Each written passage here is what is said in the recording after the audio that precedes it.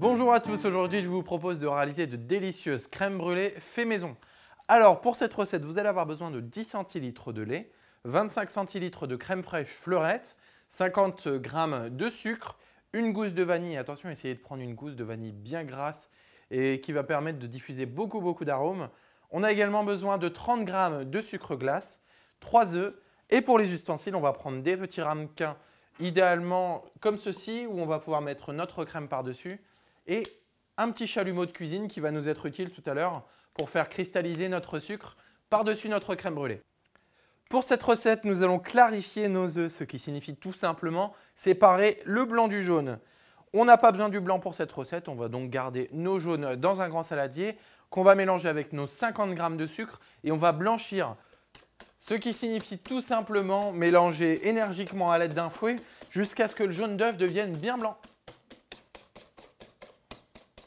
Dès que nous avons fini de blanchir nos œufs avec le sucre, nous allons fendre notre gousse de vanille en deux et à l'aide du dos du couteau, nous allons venir récupérer l'ensemble des petits grains et nous allons pouvoir les ajouter avec nos jaunes d'œufs et notre sucre.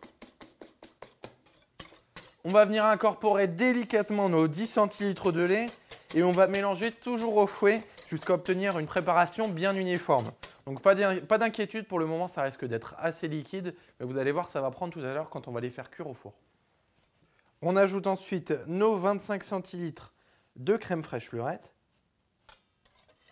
Notre préparation pour crème brûlée est presque terminée. Maintenant, je vais vous donner une astuce très importante qui va vous permettre de réaliser un bain-marie facilement chez vous.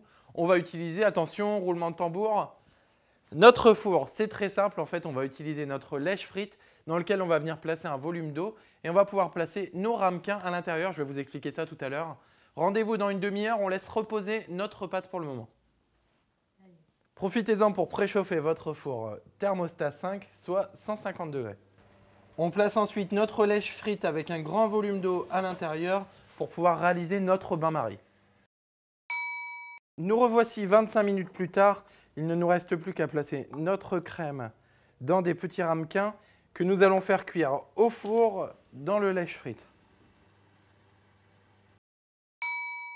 25 minutes après, on vient de ressortir nos crèmes du four. On voit qu'avec le bain-marie, elles ont légèrement commencé à prendre.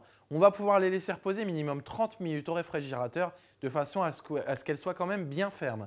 Après, on va pouvoir s'occuper de notre petit glaçage flambé. Vous allez voir, ça va être un régal. Nos crèmes brûlées sont maintenant bien figées. On va pouvoir mettre une belle cuillère à soupe de sucre glace sur chacune des crèmes.